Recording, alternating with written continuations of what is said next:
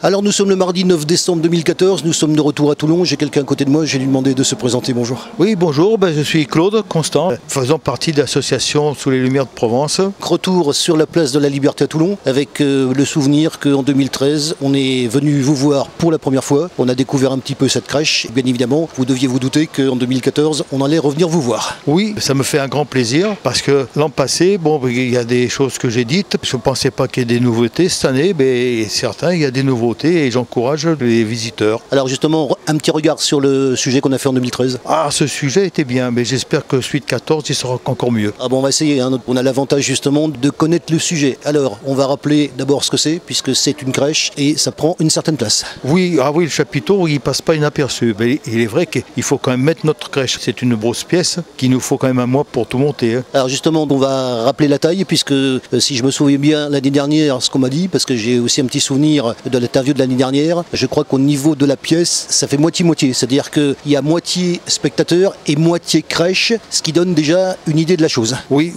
D'ailleurs, quand les gens ils sont un peu curieux, je leur explique quand ils rentrent dans la salle, la partie du spectacle, c'est fait la surface au sol de notre crèche. Évidemment, comme il y a une perspective, on a l'impression que c'est plus petit. Mais là, il est trompeur. Exactement. Alors, vous le savez, je vais le dire aussi, je suis venu vous voir, puisque on se connaît, durant le montage. On va parler du montage, ça demande combien de temps? Le montage, nous avons passé un mois. Il est certain qu'on ne compte pas les heures. Il y a la motivation, on veut arriver vraiment à faire plaisir aux gens. Et surtout Monsieur Abès, qui est un artiste, il connaît, comme on dit, c'est son bébé. Hein. Alors il faut vraiment qu'il n'y ait aucun défaut. L'année dernière, c'est pareil, je suis passé derrière, voir un petit peu la machinerie qui est quand même assez impressionnante. Ah oh là là, parce que c'est un peu un intime, mais c'est quelque chose qu'on ne montre pas au public. Parce que il y a une question de sécurité. Non mais c'est affolant, parce qu'on se demande comment que nous avons réussi à faire tout ça. Puisque je suis venu, je pense que ça vous a fait plaisir d'ailleurs, je suis venu vous rendre visite pendant le montage. Ça m'a permis de voir justement, et alors que je connais le sujet encore mieux, vous étiez combien à monter ça? En tout, pour monter le support, donc c'était un échafaudage, on tournait entre 6 et 8 personnes, les pièces sont lourdes. Dès l'instant que nous sommes passés dans le montage de la crèche, c'est-à-dire mise en place des différentes maisons, là, 4 personnes en moyenne, c'était à peu près ça, pour manœuvrer ces maisons. Il y avait une autre personne qui, au fur et à mesure, elle commençait à faire le décor de la crèche. Alors, on l'a dit, il y a donc cette année des nouveautés. Alors, les nouveautés, c'est quoi? Mais ça, c'est vraiment Monsieur Abès, il a ce côté invraisemblable, parce qu'il voit qu'il y a de la place et il calcule bien son coût, parce qu'il a réussi à caser des pièces nouvelles que j'étais loin de penser qu'il fasse. Il a aussi investi en achetant de nouveaux santons, que les gens, sur le moment, ils ne les voient pas. Nous les présentons par la suite. Alors justement, on va entendre derrière la séance qui repart. Il y a des séances continues, on va parler de ça d'abord. Combien de séances dans la journée? Plus exactement, entre deux séances, il y a combien de temps? Tout dépend encore du nombre de spectateurs. Nous avons un chapiteau, au maximum, on a au cas quand même une centaine de personnes. 100 personnes, ça va être long à évacuer. Mais là, c'est encore une période timide, il y a des fois 10 personnes. Donc elles partent un peu plus vite. Nous enchaînons de suite parce qu'on n'est pas encore en fête. Mais au moment des fêtes, il y aura beaucoup plus de monde automatiquement entre deux séances et il y aura un peu d'attente. Tout est fait pour que, étant devant la crèche, de près, on voit des détails qu'étant assis, on ne voyait pas. Alors les gens, ils ne sont pas pressés de partir. Mais les autres, ils sont impatients, ils veulent rentrer. Alors nous arrivons avec gentillesse, avec un peu d'humour, leur dire relaxez-vous, détendez-vous. Vous avez vu quelque chose de beau, pensez aux autres. Alors justement, puisque automatiquement, il y a donc une bande-son qui passe derrière, qui raconte quoi d'ailleurs? Alors là, c'est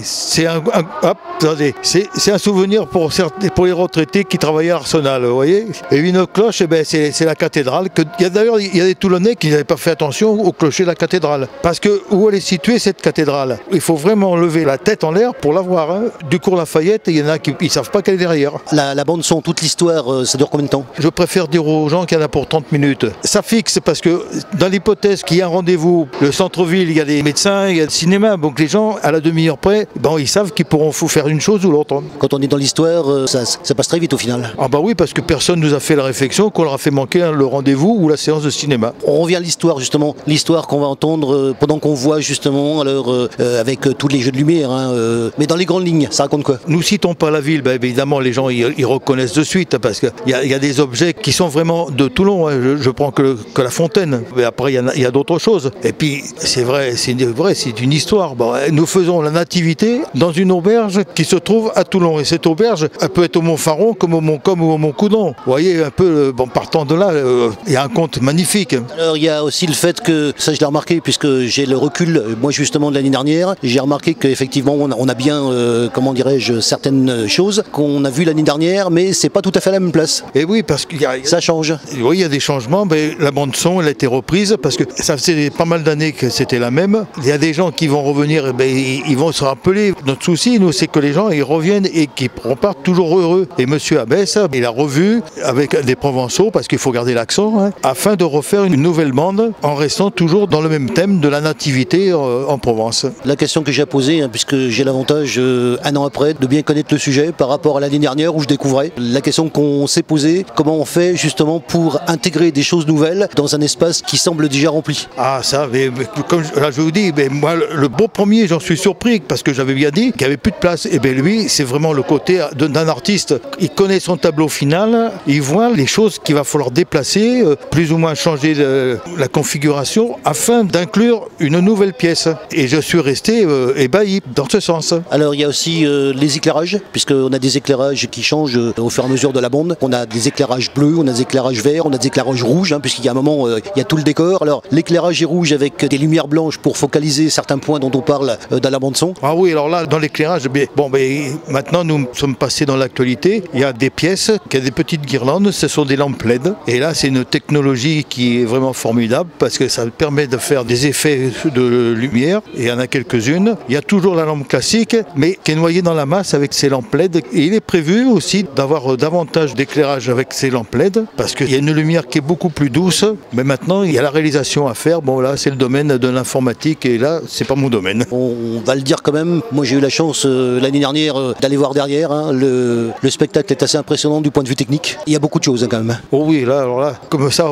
on s'en rend pas compte. Le peu de personnes qui voient, et quand ils voient tous ces fils qui arrivent dans une armoire, ils disent mais c'est pas possible. À chaque tiroir, à chaque chose, il y a un module qui envoie les ordres et qui sont dirigés par ordinateur qui dit oui ou non, il faut faire ça ou ça. Alors vous le savez, dans les différents sujets que je traite, justement, je fais en sorte qu'on parle de la préparation, des évolutions, de la technique, puisqu'il faut de la technique. Une fois que la technique est au point, ça donne une fausse impression de facilité. On a l'impression que tout est simple et en fait, on a fait tout avant. Ah oui, c'est le côté que personne ne voit, mais il a raison en disant ce fait, c'est que nos maisons, les maisons c'est du bois, mais il y a des petits moteurs électriques et de voir ces petits personnages, ils sont déplacés en dessous, il y a les courroies, ça marche à la milliseconde près. On dit mais c'est vrai, quand il y a des choses en papier, mais enfin il y en a moins maintenant, mais à l'origine il y avait des choses de papier, il y avait des choses de carton, et un centon il fait son poids sur ce petit moteur, c'est des moteurs, mais c'est de la récupération de fours micro-ondes, de rôtissoirs. Il y a aussi des moteurs qui sont de modèle réduit, mais il y a toujours des pièces d'origine. Bon, mais quelque chose qui, disons, était,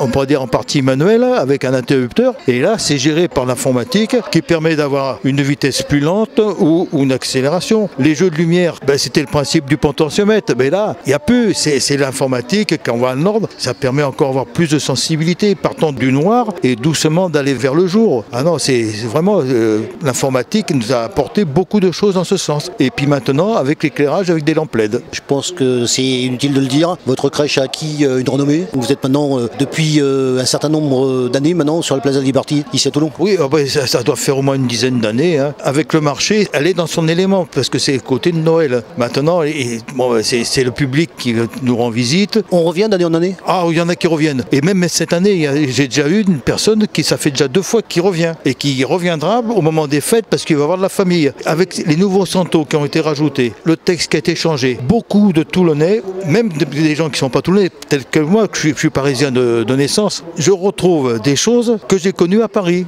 et qui existaient, pas qu'à Paris, mais à Toulon existaient, et par la suite que j'ai revu quand j'étais matelot. Mais ce qu'il faut dire aussi, c'est que justement, d'une année sur l'autre, puisque c'est à Noël, on a plaisir de revoir quelque chose qu'on a vu l'année d'avant, on a plaisir à le revoir l'année d'après. Ah ben oui, au vu de certaines personnes qui nous le disent. Moi, j'ai hâte d'arriver en fin d'année au niveau de crèche, parce que quand j'y suis là, du lundi au vendredi, j'ai un plaisir quand je vois qu'il y a des gens qui partent avec les yeux qui brillent.